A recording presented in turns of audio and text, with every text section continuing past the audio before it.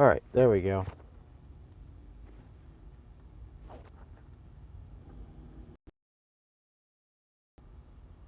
That's what it is. Alright, well, my name is Jonathan. As you all know, I go by KleinGuy Jon on my channel. It's been a while, yeah. It's been a while. I know some of you have noticed that I've not been doing a lot of live streams for the past 2 months, I believe. It's been pretty tedious in the service department that I'm in.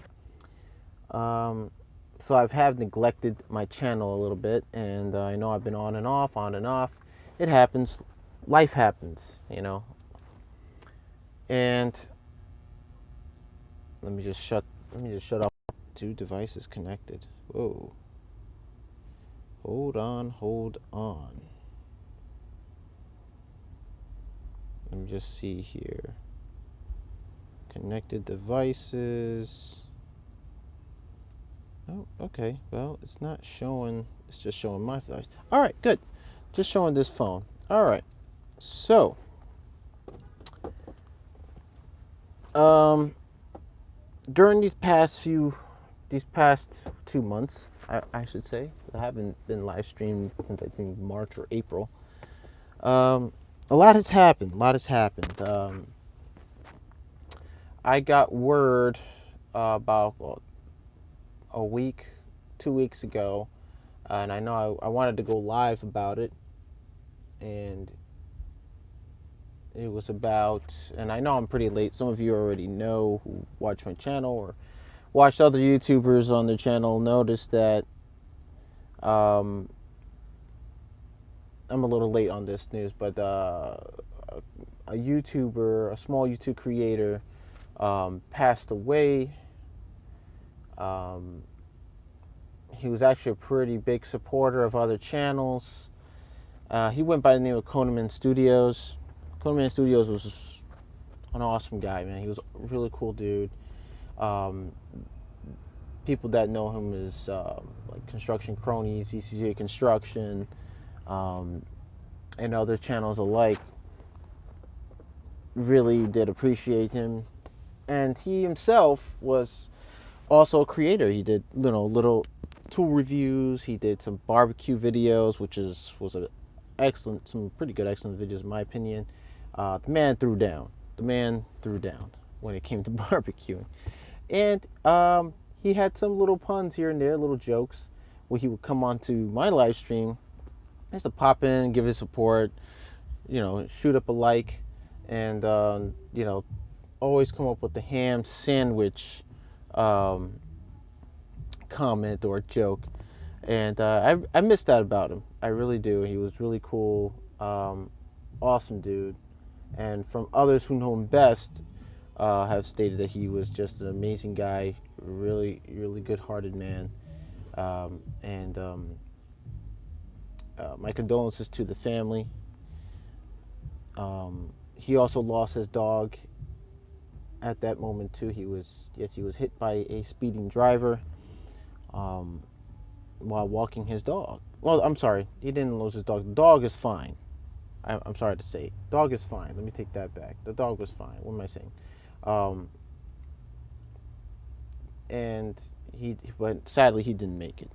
So my condolences to his family, to his friends, and yeah, it gave me a better broad perspective about life. That you don't know when you're gonna go at a moment's notice. Recently, now, there was another YouTuber that had also lost his life. Some of you may know him, some of you may not. Some of you may like and hate him. He went by the name of Kevin Samuels. Now, I don't talk about Kevin Samuels on my channel because obviously my channel is basically about, the trade. It's in the trade community about electrical and HVAC. Kevin Samuels is an image consultant, life coach, and some would say also a dating guru. He was not a therapist. He wasn't licensed to be a therapist in any type of way. He was self-made. He was a self-made man. He worked his way up. He made money. The man was working consistently, and he helped he helped a lot of men and also women um, in their relationships, especially men. He started off with men. I've been watching his channel since 2020, but I know he started off early around 2016, 2017 is when he started. I didn't hear about him until 2020, so I was a little bit late in the game about watching his channel. But he gave very good advice. He gave a lot of he advocated, basically. He wanted to advocate for men in general about relations between men and women and what's going on particularly in society. But my channel isn't all about that. But I watched his channel from 2020 until now, and he recently passed away last week, Thursday, from cardiac arrest. And a lot has been circulating around his, you know, about who he really was, and people claiming, especially um, uh, I'm not gonna say because I don't want to, he talks about how, you know, basically how women die alone, this and that, and so forth. The message for him, that he was trying to say, is trying to basically give better outcomes for both men and women, which, in my opinion, was positive, because even though a lot of people who are against him claim to say that, hey, he was speaking negative, he's sending out a negative message, then you don't really know a person's content, about the person's message, unless you actually sit down and watch day in, day out all his content. Now, when I first saw his channel, yeah, I was a little taken aback. I was like, whoa, whoa, man, you shouldn't be, this guy shouldn't be saying things like this. But it got me, but the more I watched, the more I understood where he was coming from, what he was saying, the message he was giving out. He just wanted people to come together as one and stop the infighting between men and women, and basically try to, straighten men out, straighten women out, lower their standards on both sides, because we live in a real world. And that's what he was trying to tell us. He's like, this is the reality of things. And now, if you guys want to watch, if you don't know who Kevin Samuel is, look him up on YouTube. His channel is still up. He's getting even more subscribers even after his death. Um, but,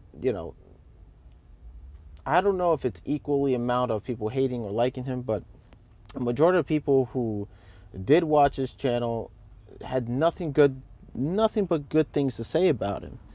And to be honest, watching his channel really helped me with, what was going on in my life, and helped me confront these,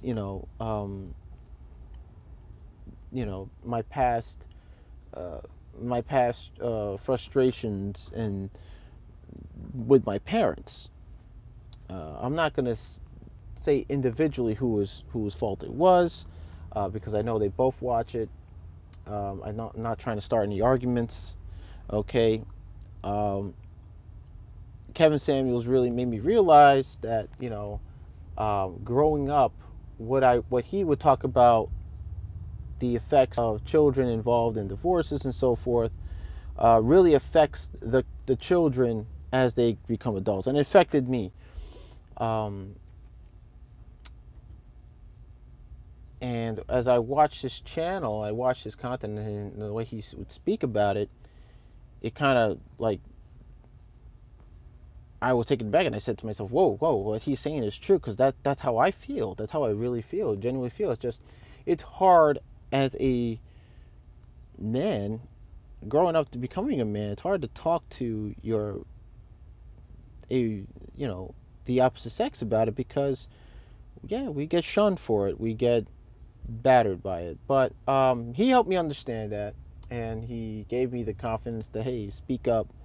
You know, yeah, you're gonna take some hits, you're gonna take some blows, but you keep getting up and you keep telling, you know, telling telling the truth. And when he made me realize that, and helped me confront um, my mother about it. As much as it's, I know it's just private and stuff, but I'm not going to get into further details. He helped me out with it until this, and I finally confronted her during his time. This is before his death, of course, and this was about a month or so. And yeah, me and my mother have now become, we not only are we healing, but we're coming now closer now, and she understands the hardships and frustrations I had to go through growing up with her, and she sees that now. And gentlemen, just to say, like, now he's passed, we have to basically just, keep up with the teachings. Now I know some of you are thinking, well, he's not, he's a bad influence and that. Well, you don't know a person unless you really, really sit down and listen to them. All right. And Kevin Samuel's untimely death was it sent shockwaves. Um, Especially for me, it was like, wow, it's like kind of like losing a relative in a sense, because I watched his content, and he inspired me to do. Till this day, he's inspired me now to get out there, spread it out. I'm not saying go on my channel and becomes like a whole man show type thing.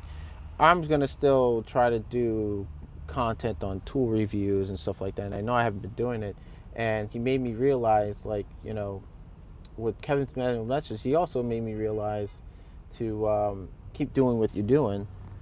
If you love what you're doing, don't stop. All right.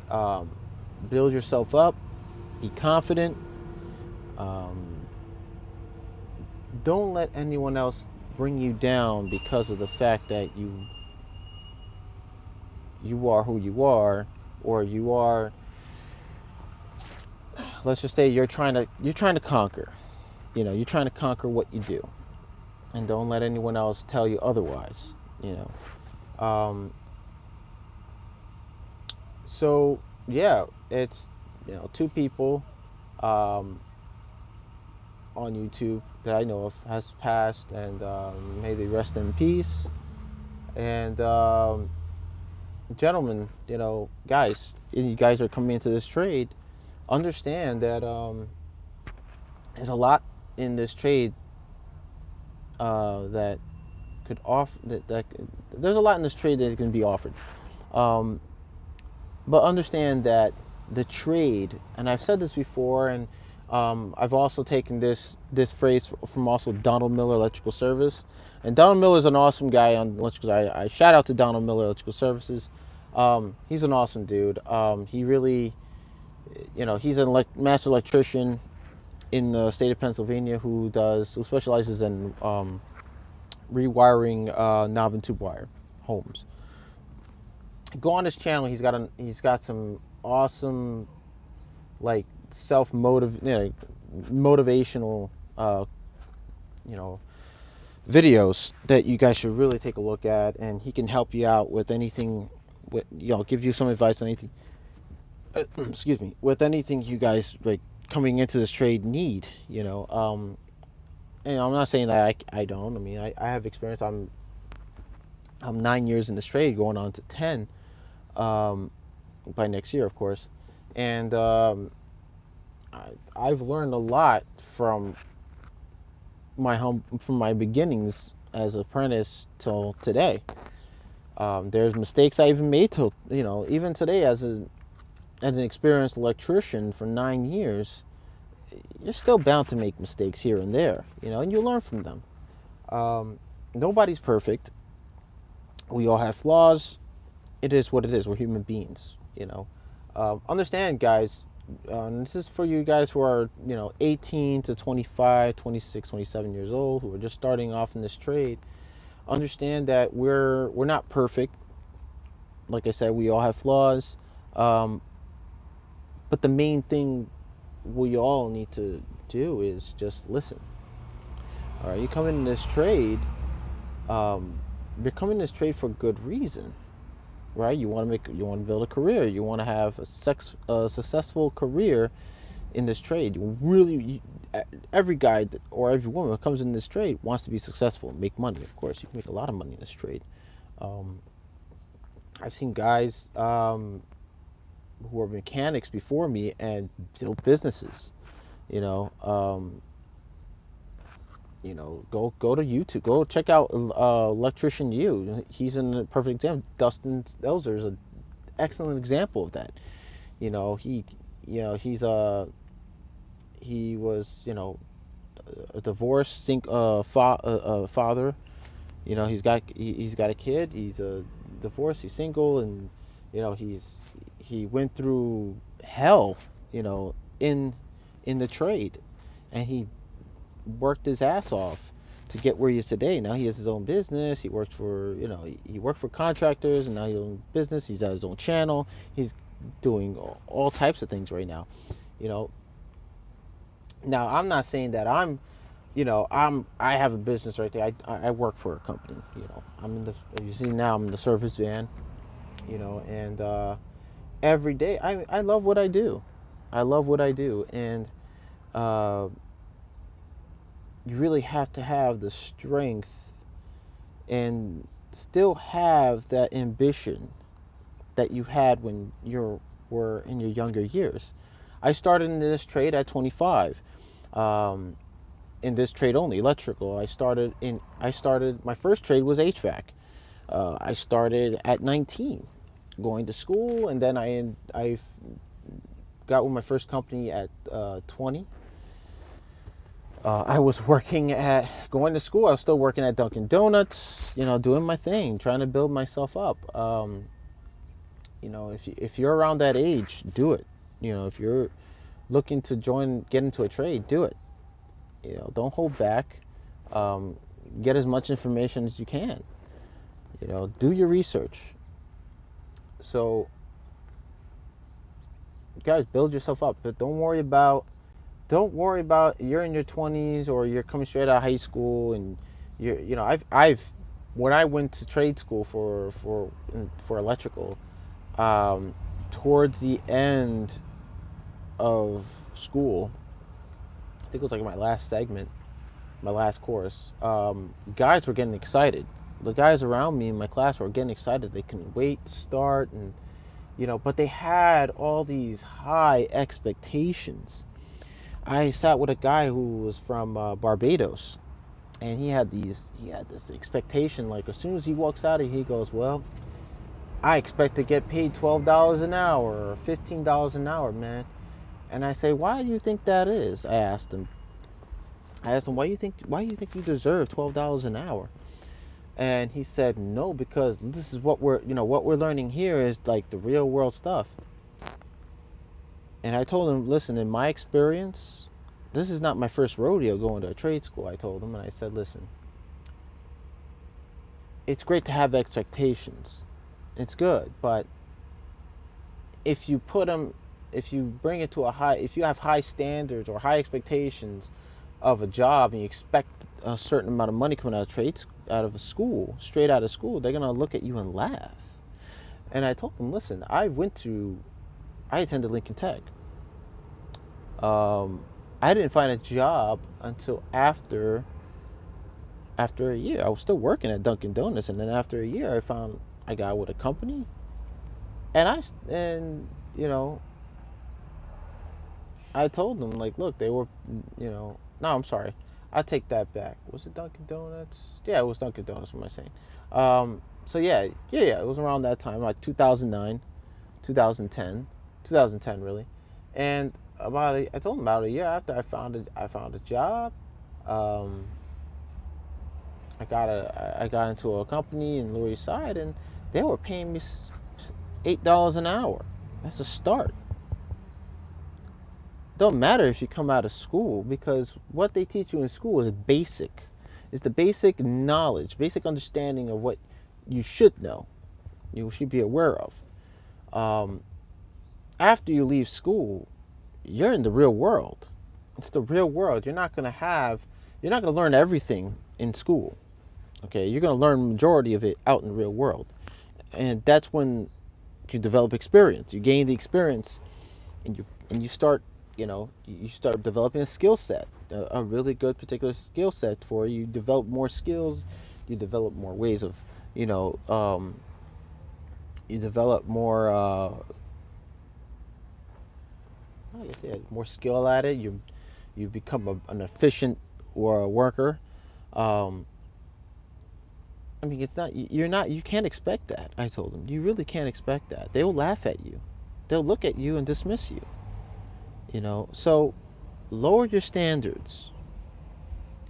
I did because I already knew what to expect. I've had that experience, and I said, "Oh, I have to lower my expectations when it comes to, you know, switching over to a different trade, because I'm not all that experienced. No matter if we had hands-on in class and stuff like that, sure, it's a little bit of hands-on experience. You're gonna deal with some live stuff, yeah, but it doesn't mean that you deserve what you think you deserve.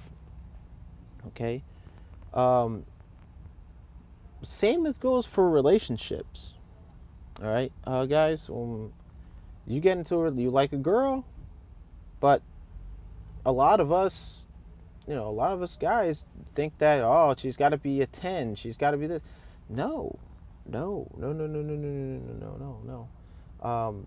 It's, you can't expect a woman to be a 10, and same goes for you ladies. You can't expect a man to be 6'1" or 6'2", and you know have muscles and have a car, have a mansion, this and that.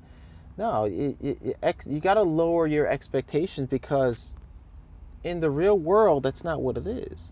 It's nothing wrong with being average. All right, guys, nothing wrong with being average. Okay, but yeah, at times you can set a high standard.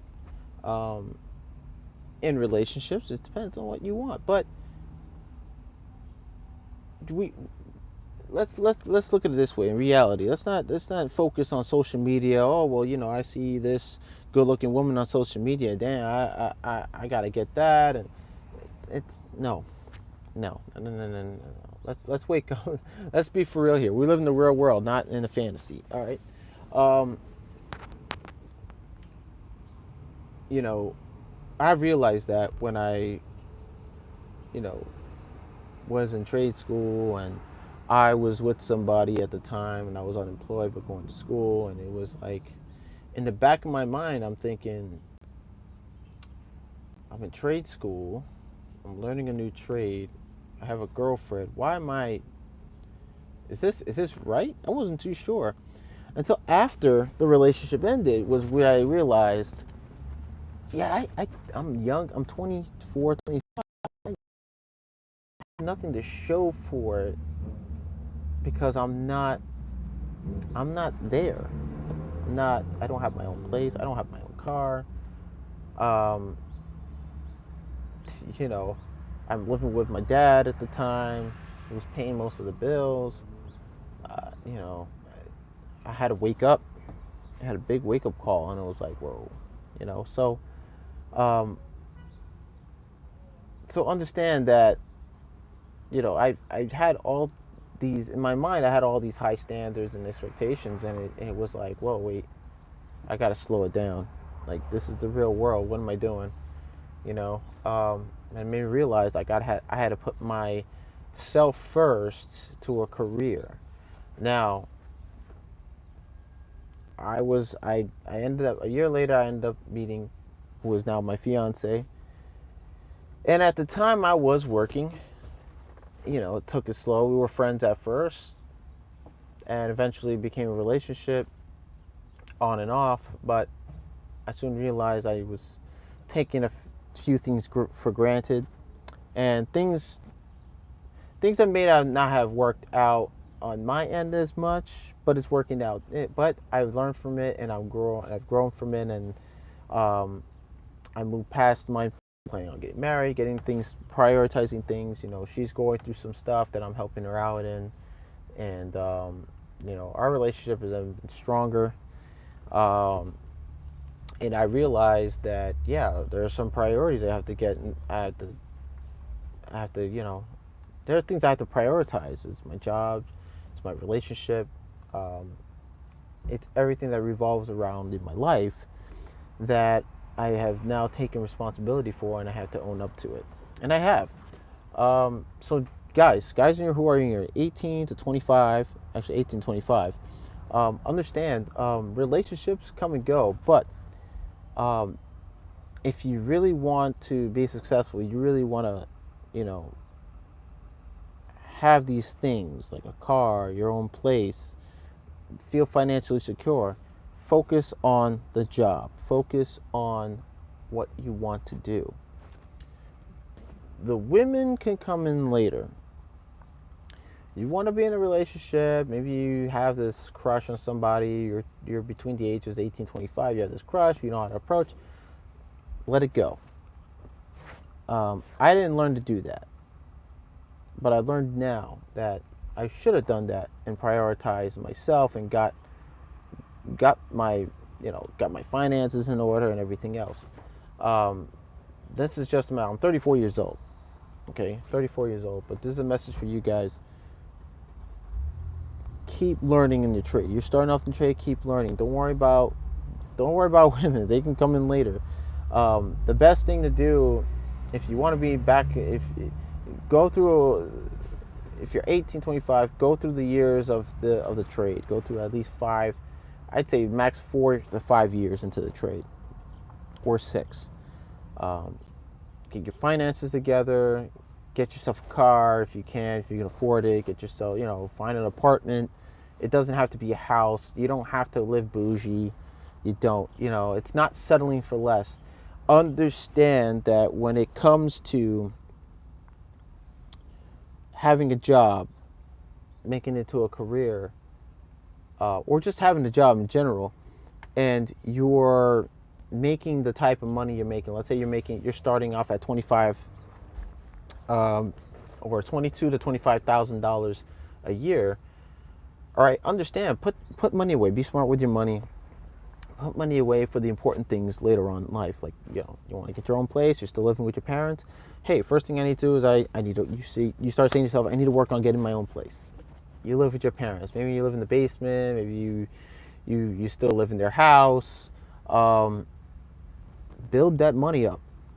Build up your money. Save, and when you have enough, find a place in your budget. You know, prioritize a few things like paying rent, paying your utilities, paying for food, paying for clothing. You need clothes on your back as well, right? Your phone bill. If you got a car or if your parents bought you a car, understand you still got to pay those car payments. Get off of your parents' plan. Put yourself on the insurance. You know, take responsibility and take accountability for your actions. All right, guys, take accountability for your actions. Being in a relationship is great and all, but between that age range, it's not ideal. I'll be honest with you, because I've seen guys get in a relationship while in the trade. They're young. They're 20, 21 years old, 22, 23. They're young, and the relationship doesn't go bad because they get the girl pregnant, and they're early father, and they're just starting off their career. They're starting off their job, in a job that, in this trade, and it's going to be more difficult now. Um, I, for one, don't have kids. I made the smart move. I didn't want to have kids in my 20s because I saw that. I wouldn't say trend, but I saw that from other younger guys, especially guys I went to school with, and they were much younger than me. I was in school at 25. They were not 25. I would say 22, 23. I think I was in school. Yeah, about 23 years old. I was in school, and there were guys who were 18 and 20 who have kids. And it's like, wow, man, like, why do that to yourself? I understand they want to, like, they're doing it for the kid and this and that. That's great, no problem. But if you're single, you're not married, you don't have kids, focus on yourself, get it together. You want to get in this trade, study, read books, you know, get work 60 hours a week. Work with alongside with find a mechanic that does side work and work with him. Maybe come to an agreement on how much you get paid. Now understand something. When it comes to side work, I wouldn't recommend doing side work, but if you are going to do, he's taking you under his wing, or maybe it's your foreman. Maybe he sees that you're putting effort and he wants to, hey, I want you to come with me and do some side work. You make a little bit of money. Worth. Okay, so let me give you an example. I knew nothing of any trade when I was in high school, 16 years old. My father took me with him on some of his little side jobs, side gigs. He did some he did some carpentry work for this lady out in Brooklyn, and you know, and I learned how to do work with a router, work with a belt sander, or I'm not belt sander, a square sander, I think it was called, or orbital sander. I learned how to use a sander. I learned how to use a nail gun, a pen nailer, actually. He taught me these things, and what he would pay me, my old man would pay me like $80, and he would keep the rest for himself. Why is that? I was learning. I was just learning. He would give me something. He would give me some money, and I would take that money. I would take 50% of that money, put it in my bank account. The other 50% I could spend whatever I needed to spend it on. All right. So if you're gonna do sidewalk, let's make this clear. Understand it's not 50-50. He sets the price. Your foreman / mechanic will set the price if he's taking you along with a side job. He will set the price for you. It's about your worth. Don't refuse it.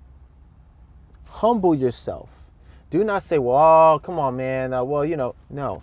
Don't refuse. Money's money. Take what you can get out of it. This is a learning experience. Understand that where you're placed in the trade, even outside of working hours, is what you're worth. Okay? For instance, sometimes I take side work in my neighborhood, right? When I do side work, I have my own price. My first hour, I'm going to tell you my going rate. My first hour is $165, and after that first hour, it's $29 an hour.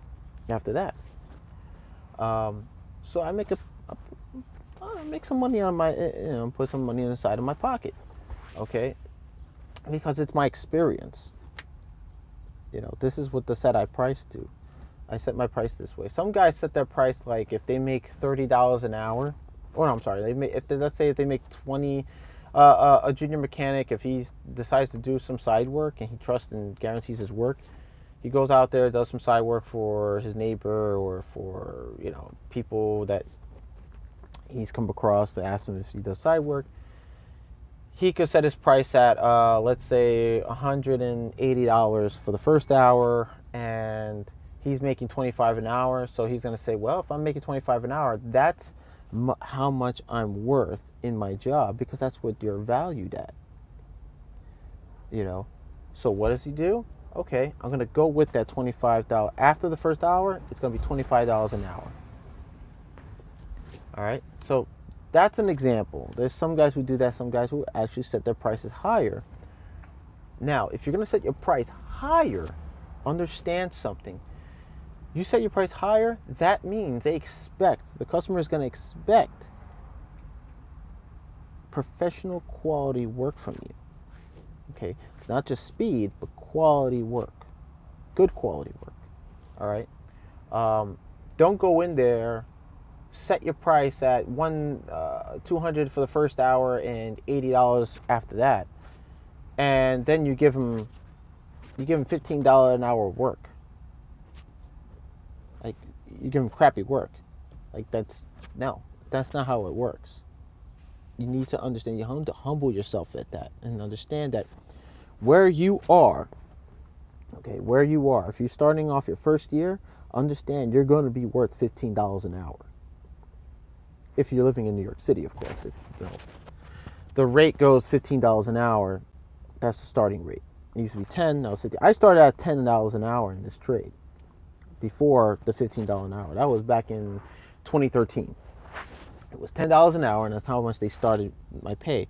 Before that, I was working with a company called Petro. I was making 20, 21 an hour. this is because I shifted to a different trade. So I don't know not too much in the real world of the trade. So they started me off at 10. After 2 months, after about, not even 2 months, I would say after about a month, they boosted my pay from 10 to 12.50 an hour because they saw how consistent I was. I would come in early, I do what I was told, I did a good job with my foreman. Okay, it's all about how much you're worth and how much you're valued to the business and into this trade as well. So understand that. So get that mentality out of your head, saying that, oh, when I come out of trade school, I expect to get paid $25 to $30 an hour. It's not gonna happen.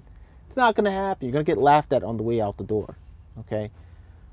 Save yourself time.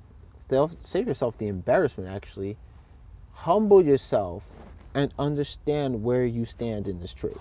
Okay. And if you do that,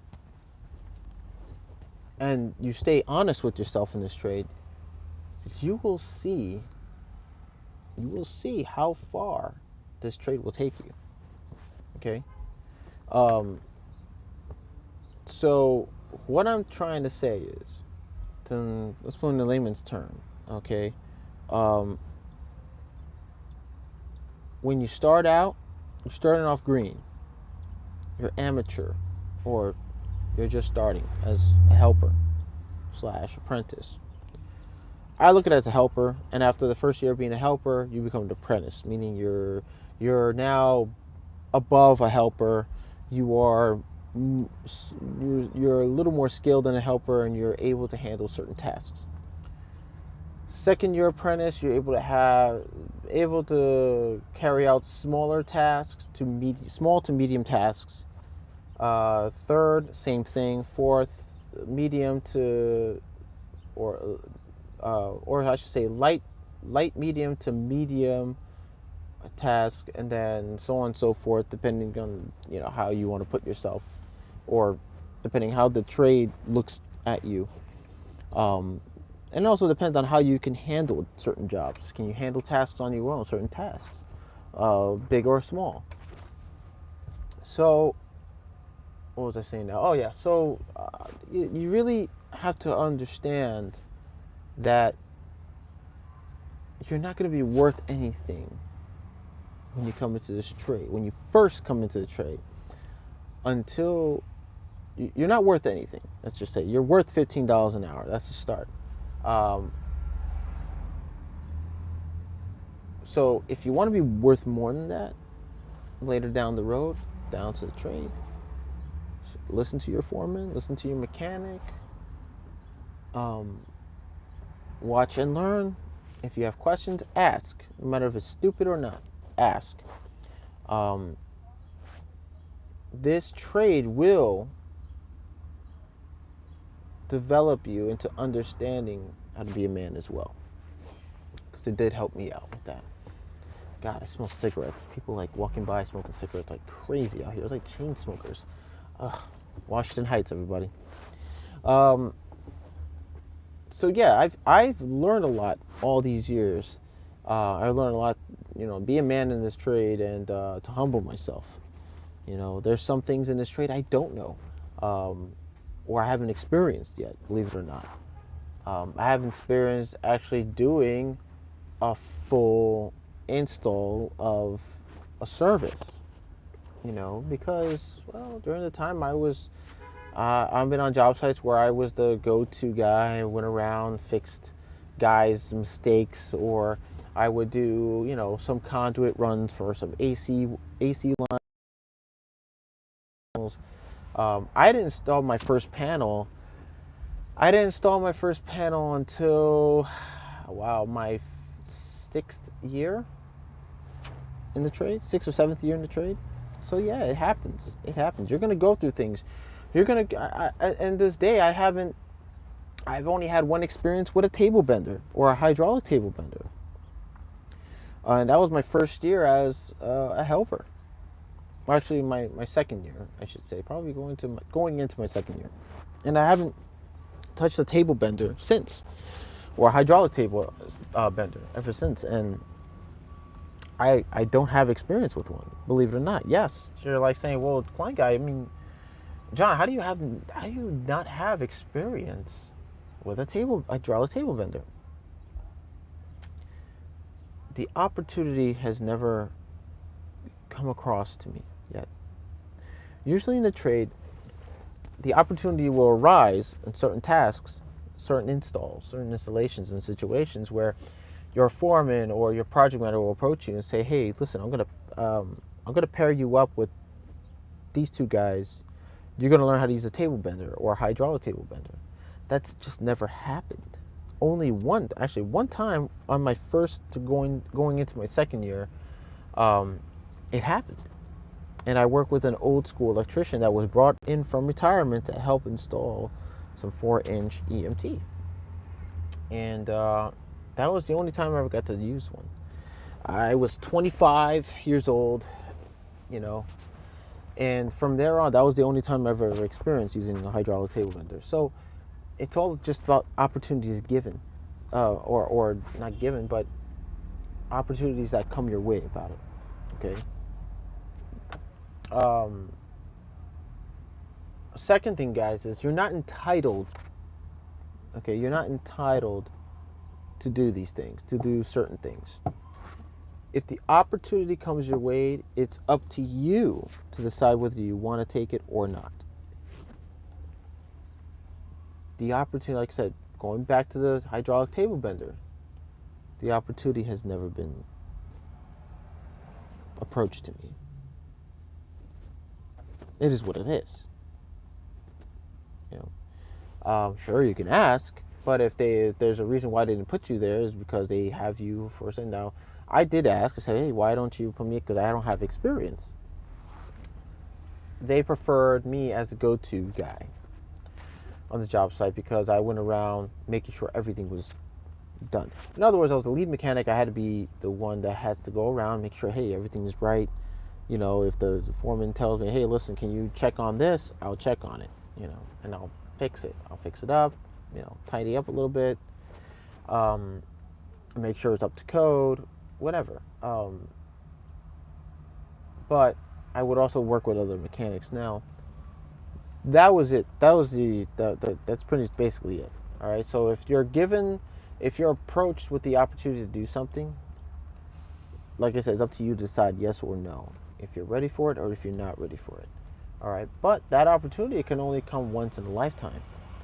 So if it does come around to you, say yes. Try it out. See where it leads to. You know, don't be afraid. Don't be intimidated.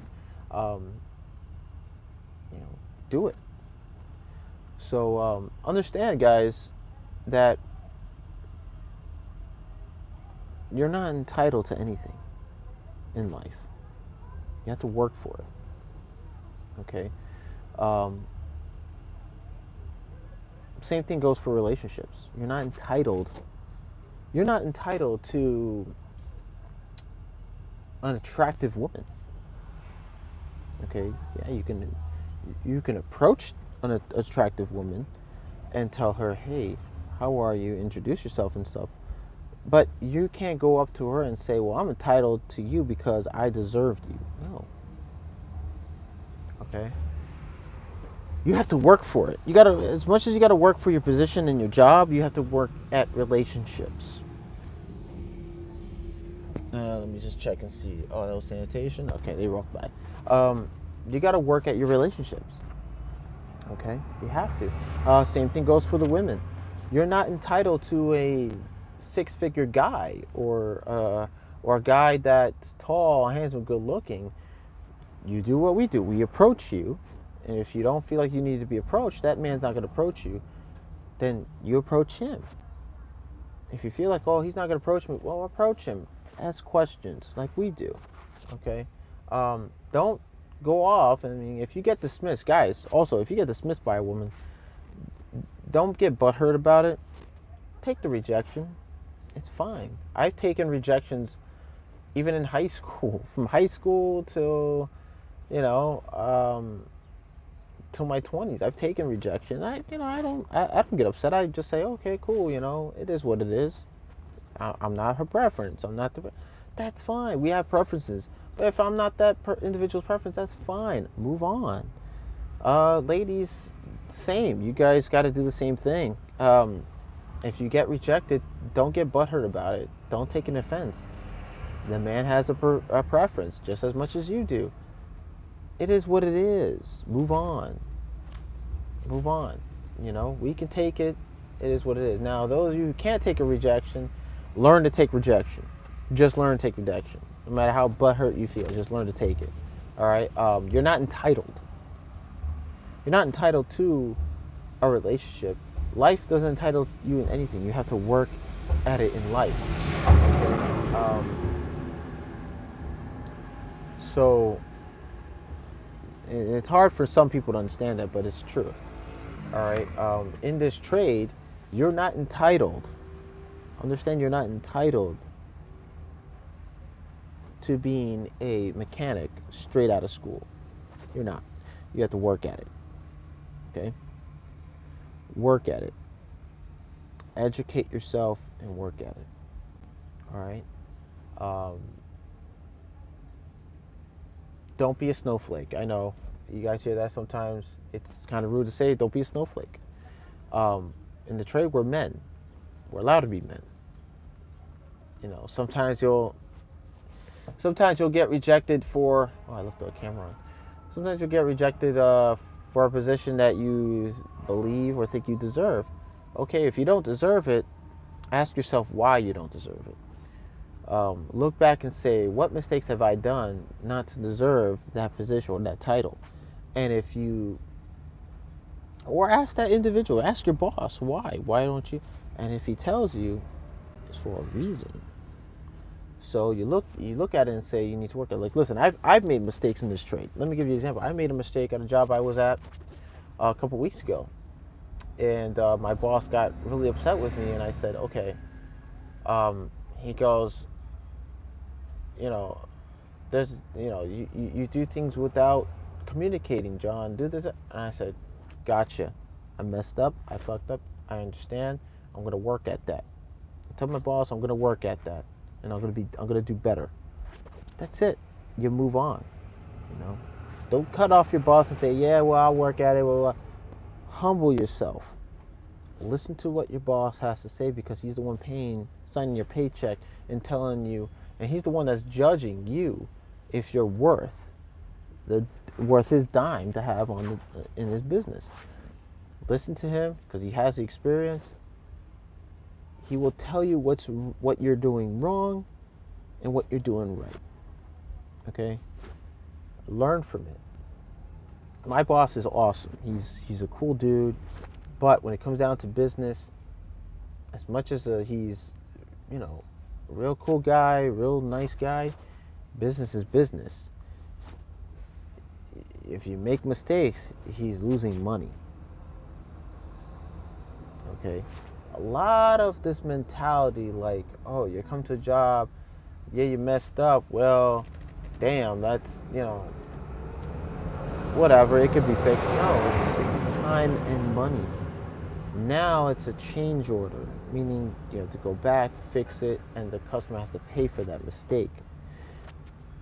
Sometimes they won't even pay for it. They expect you, hey, listen, you messed up. Now you got to fix it. We're not paying for that. Who loses out? Who loses out, guys? Your boss. He lost money. I learned that. So, and also the notion of destroying, like, the company has power tools. There's a lot of going around saying that when it comes to power tools, oh, I shouldn't bring my own power tools with me. The company should provide that. Not all companies provide you an impact driver and a cordless hammer drill driver, or you know, or a little small sawzall. Bring your own. If you have your own power tools, that's fine. Bring them. The company will provide a rotary hammer, corded or cordless. You know, heavy duty power tools they will provide. Now, here's the thing. With that in mind, understand those power tools are company property. You can use them to get the job or task completed, but understand that you need to take care of them. Take care of those power tools. Act as though it's your own. Oh, I've seen guys who just destroy hammer drills and lose accessories to, power tool accessories and accessories to like knockouts and so forth. And they say, well, the company could pay for it. They pay a lot of money for these, so they'll pay for it. Not coming out of my pocket. I don't gotta worry about it. They'll pay for it. It's cool. They can order a new one. You do realize, yeah, they pay for it, but those tools are expensive. A lot of you guys coming in this trade don't understand how expensive these tools and equipment are. They're very expensive, and it's hard to purchase them at times as well, especially for a business. So understand, if even though it's the company, don't worry about it. No, you should be, because let me tell you something. You break that power tool, or it's a hammer drill, a knockout, or a sawzall, or a bender, or a hydraulic bender, or so forth. You break any tools and equipment, you realize you're still going to use them, right? You still need them to get the job done, right? What does that mean? If it's out of commission, the job doesn't get done at the deadline. So this whole mentality that, oh, it's not mine, it's theirs, they'll pay for it, that's gotta go away. That's gotta go away.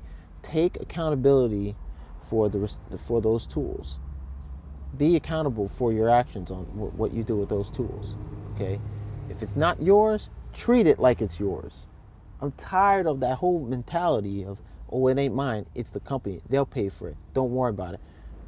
We got other guys around you and outside of the other who work outside of that job site and elsewhere, got to worry about it, because they're gonna ask and request that tool from you off your job, and if it ain't working, they can't get the job done. So what does that mean? The boss loses out on money, and that affects your paycheck. It really comes down to it. In a business sense, yes, it does. Just because you're getting paid hourly doesn't mean that if whatever you don't get done on time, the boss loses out money on it. You got to also remember, if I don't finish this job, how does it affect my boss? Well, let's see. It affects the company owner on how much they're making. Okay? It affects them because they're going to get paid. And for them to get paid, they got to pay the bills. They got to pay the light bills. They got to pay the utilities in the office equipment, tools, transportation of vehicles, gas, mileage, insurance. They got to pay for the license, the insurance of the company. Then they got to pay you. They got to pay you, right? They got to pay you. I mean, this is not a game. You guys, I hear this all the time when I'm on the jobs, when I used to be on job sites. All the time. Guys don't have that mentality because they think it's not theirs. They are not responsible for it to be broken. If it breaks, oh, well, put it in the game box. We'll give it to them later to fix. No. If the tool breaks in front of you while you're in use, while it's in use by you, report it right away. Be the responsible one for that tool. You're using it, you're responsible for it. No matter who signed off on it. If you, hey, you signed off on that tool? Let me borrow it real quick. It breaks while you're using it, you're responsible. And it's not only your responsibility, it's his responsibility to make sure you're using it properly too. And if you use it in the intent that it's not being used, or it just suddenly breaks down, understand, make it your responsibility to say, whoa, hold up, it broke, it stopped working, there's something wrong. Hey man, I'm gonna go put this in for a note on repair. I'm gonna call him up, tell the foreman this needs to get repaired so he can call up the office and get someone to pick it up and get it fixed. Okay, you signed off on it, right? All right, I'm gonna sign it back in under my name. Be a responsible one. I mean, this whole notion of not being responsible, well, he signed out for it, so it's his responsibility. I just used it. Yeah, you used it. Come on now. So what if he signed off on it? You're using it. You, if it broke in your hands. Now you're responsible for it. Well, it just broke down. I don't know what happened. Okay, cool. Then report it. Report it. Hey, it stopped working on me. Stop drilling. It's malfunctioning. I don't know what's going on. Can we get this repaired? Report it. It's not hard, guys. It's not hard. Anything you use that you come across that you're in possession of, you're responsible. Take accountability, no matter what. All right. It's like you rent a car, and someone hits you. What do you do then? Do you report it to the rental company and say, hey, I got T-boned by somebody while I was at a stoplight. How do we go about this? I need to report this? Or do you tell them, hey, I got hit, I'm gonna bring it back, and you guys take it from there? No, you do the responsible thing. You take pictures, and when you get into an accident, you take pictures, right? You get the person's information, you call up that rental company and say, hey, listen, I got involved in an accident. Someone T-boned me. I was at a stoplight. I got hit. Or someone, not T-boned, but someone hit me from behind. I got hit. I'm going to send you some photos. Can you send me the information to fill out that I can get this?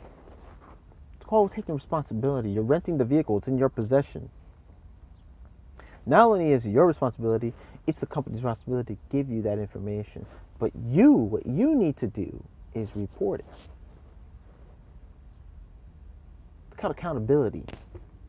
If you don't do that, you're irresponsible. Okay?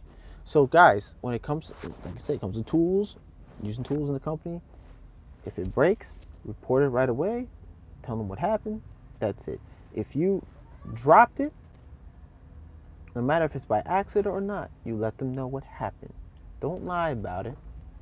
Just say, hey, it broke. Can we get this fixed? Because if you drop it and you just throw it in the game box, sitting there for days, weeks, then suddenly someone else using it and it breaks down, they're going to come to you and say, you were the last person that was using it. What happened? I hear guys always making up stories. I don't know. It fell. It fell off my ladder.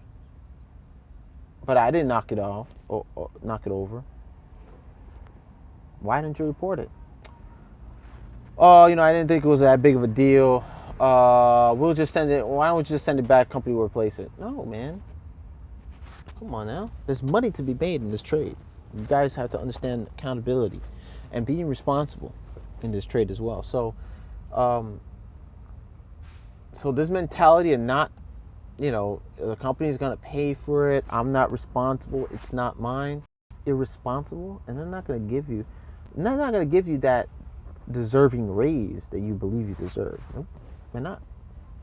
Because everything you do is gonna reflect your paycheck, and it's gonna reflect your not only just your status but your reputation in this trade. Okay, all right. So get it together. And I know some of you are watching this and you're nodding your head like, you don't know what he's talking about. I do know what I'm talking about. Cut it out. We're all adults here. All right. So, but for those of you who are responsible, you're doing the right thing. Keep doing it. Stay on that path to success. Keep learning in this trade. Stay on course. Stay on course. All right. And once you stayed on course, like I said, going back to the whole, well, I need a life and stuff. I want to start dating. I want to meet a woman. Yeah, it's fine. Go ahead, do it. You stay on, but still stay on course. Stay on course. Don't deviate. All right. Now I know that in this trade, some of you may be married, some of you may not. Maybe some of you've been through like 3 or 4 divorces or whatever. And it's always usually I hear about that. Oh, because statistically speaking, electricians go through most of the divorces. Well, here's the thing with that. we gotta stop. I feel, and I've learned this also from, and I know I'm not trying to put up relationship advice, but um, this is in general, this is what's going on today in the world. A lot of, yeah, a lot of I hear a lot of lecturers go through a lot of divorces because, well, who initiated it? The woman. Women can, some, most women, not all, can't understand what it takes to be in this trade. And if you are a woman in this trade, then you should know already what it takes, what it requires you to do. Okay. Um, but for men who go through divorces, the stories I hear and articles I read, uh, ladies, you have to understand, men build the world. We are we are building this world. We are working day in, day out, working 60 hours a week or more. Um, this is a dangerous job. This is a dangerous trade. Electrical is a dangerous trade. Every other trade is also dangerous. Besides electrical, there's other trades that are very dangerous. HVAC is dangerous as well. Believe it or not, yes. You can go through, in HVAC you can get frostbite from exposing yourself to freon, liquid freon for that matter. So it is a dangerous trade. You could lose your fingers, you can lose your foot, you know, you can develop, you know, you can develop sicknesses later on in life. Any trade is dangerous. Plumbing is dangerous. People's feces and urine, and they contain diseases and so forth. Yeah, and you can catch is why they have to wear gloves. They have to wear suits, and you know, to protect themselves from viral infections and stuff like that. You gotta understand, like any trade that men do and women is dangerous, and I'm seeing a lot of this. Like I'm hearing a lot, and it sucks really in life, like to see guys who come into the trade. They're really good guys who have a good head on their shoulders. They're providing for their family, and it's like not enough for their spouse. It's not enough. They end up, what do they do? Divorcing the guy, good guy, cares about his family, does all this for his kids, divorces him, takes the kids, want to pay alimony and child support, and then what happens is he loses everything. I hear guys that, man, struggling, say, man, my wife left me because I worked too much, or she didn't understand that I'm trying to pay the bills and I'm supporting the kids, I'm putting food on the table, putting a roof on their head. I've been good to my wife, and look what she's done. I gotta pay alimony, I gotta pay child support. I mean, bro, I'm barely getting by on my rent. I can't even see my kids unless it's a shame. And you ladies have to understand, us men, like we're doing this to provide and protect you, protect the family, to bring up a two-parent household. Um, Let the guy do his thing. Let the man do what he has to do to help him provide. Because if you don't, you're gonna struggle. You may take what he has from him in a divorce settlement, but at the same time, is it benefiting the kids? Is it benefiting you in particular? Because I know for a fact it's not benefiting you. Financially, maybe, but not as much financially, because now you have to work. This is why, like, look, I'm not gonna get too far on this, but understand, work with a guy, and guys, work with your spouse, work with your significant other. Um, Sit down, have a conversation. I've had this conversation with my fiance, um, a few times, and sat with her and say, listen, this is what my job requires. Um, and I know she's in, my fiance does, she's a paraprofessional.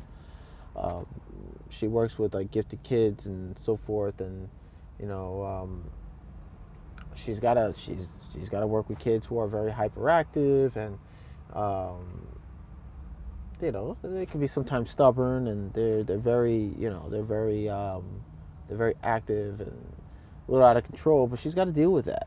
She's got to deal with that too. And but for me, I don't have to worry about her, you know, not able to come home because something happened at work. I tell her it's something what you should be worried about is me coming home, not able to come home, me not able to come home because something happened at my job. I work in a dangerous field. I risk every day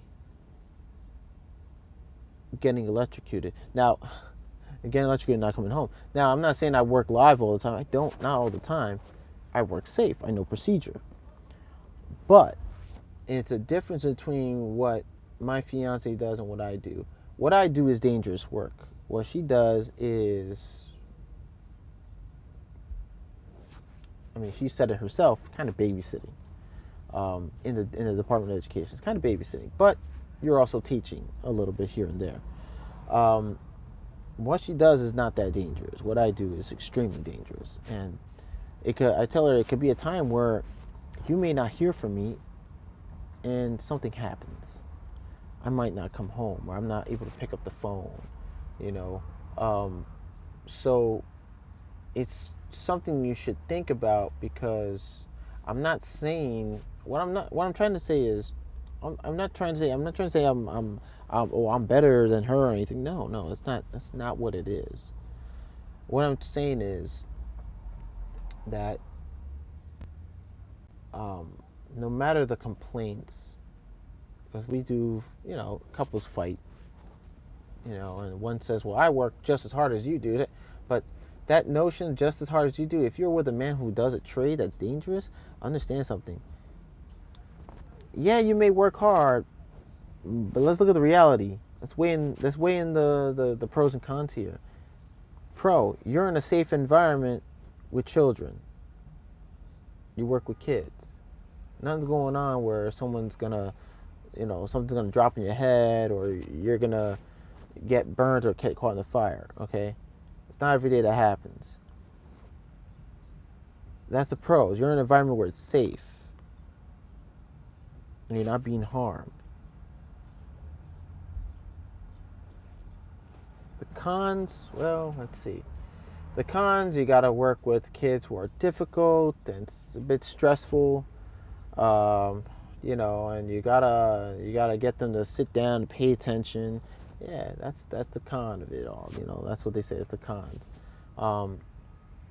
Pros for electricians. Well, if you're in the service department or on the job site, you build relationships, you learn on the field, and you make good money. The con of it is that it's dangerous. It's dangerous, it's stressful, and it's mostly manual labor. And we run the risk of getting killed every day. Every day. So she gets to come home safe, not worrying about what happens at work with her. I gotta come home alive. We build. Oh man, I got pooped on just now on my windshield. Men build society. I'm not trying to be sexist here. It's just reality. You got to look at it in a reality sense that we build society the way it is now. We build the infrastructure. The infrastructure was dangerous to build. Okay, it's not like we sat in the office. It's not like men sit down and we say, hey, let's put this up, let's put that up, and then we just go home. No, we actually had to physically do the work. We got to lift up steel beams and so forth, all right? So, build up beams, we got to put the electrical system, we got to do the welding, we got to climb at extremely, extremely dangerous heights just to get a building built, okay? So, yeah, I tell her these things just to give her a sense of reality, to try to keep her in check with reality and say, I work what I work, and I know she worries about me every day, which is fantastic. I mean, gentlemen, if you got a woman in your life who's worried about you every day, coming home safe, be grateful. It can be a little annoying at times. I found it annoying, to be honest, but at the same time, but more so, more than anything, I feel I matter. I matter in my relationship, and she knows that um, I know that she needs me as much as I need her, and she needs me more because I work in a dangerous field where I run the risk of losing my life. Okay, life is more important than anything else in this world. Be honest, to me it does. Um, it matters more to my job, but I like my job, and I run the risk every day of doing it. Okay, to help build the infrastructure in the world we live in. Guys who are in any trade, you should appreciate that as well.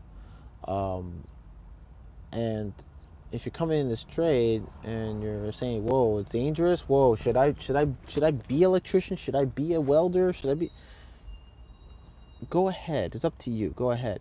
You run the risk of risking your life, but in order to be safe in the job, you have to follow procedure.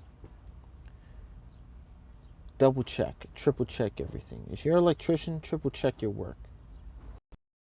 You can't turn off because maybe, hey, you got computers in the business, they can't be off, or there's lights in this building that can't be off because they run on one circuit breaker and it shuts off everything. People can't see you walking in the hallways. You gotta work live, but safe.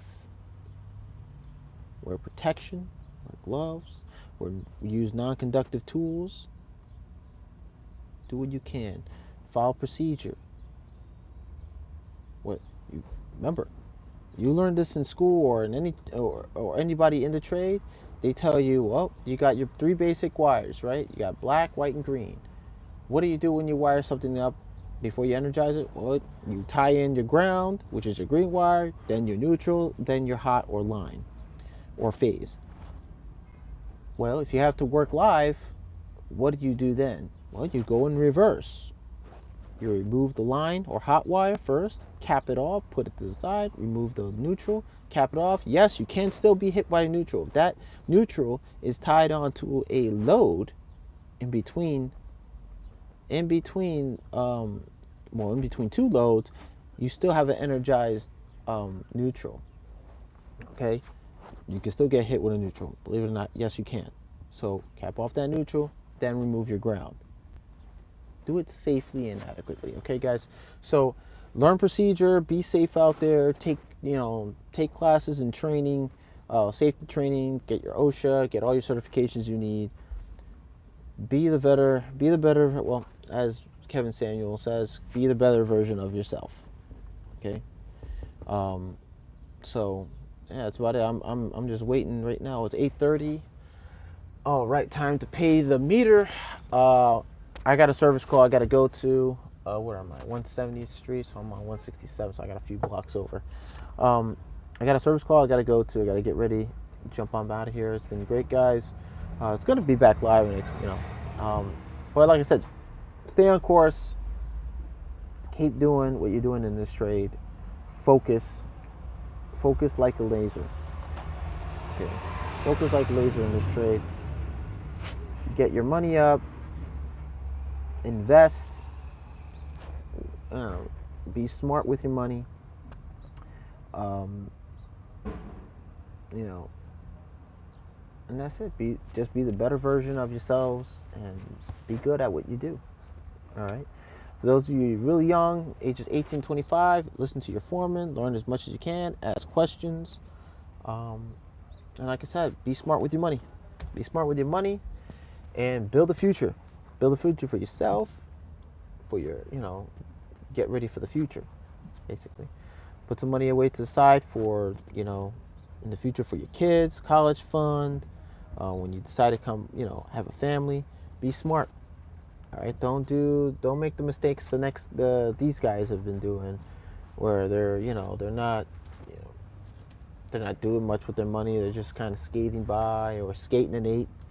All right. So but also big shout out to Construction Cronies, Electric Mags, uh, Electrician U, and VCG Construction. Go check them out. Check out Electric Mags on Instagram. She's on Instagram, not really on YouTube as much, but she's on Instagram. She's an electrical apprentice in the IBEW. Go check her out. She's got some awesome content there. And you can also check out Construction Cronies if you're in the construction trades. You want a little bit, you want a little know more about, putting up metal studs, drywall, and just building buildings.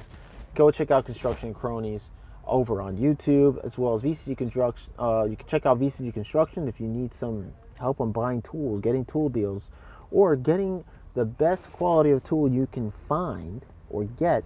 Check him out. He does a lot of tool review videos, and he does a thing called Tool Test Raw every once in a while, where he puts two different brand tools head to head of each other, see which is the best in the best in tool into quality. So also check out Electrician U, Dustin Stelzer. He's got an awesome channel where he talks about all sorts of things electrical, whether it's roughing in, commercial, residential work, or code.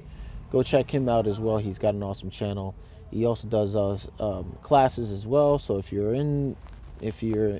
starting off in electrical trade, you want to learn more about electrical, go check out his courses. All right. And last but not least, I think I did everybody, right? Yeah, pretty much of those guys that I put up.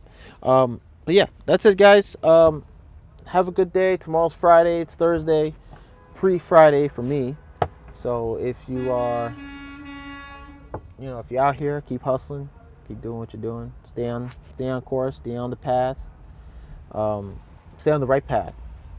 Be positive. Be a better version of yourselves. And I'll see you guys next time. Take care, everybody.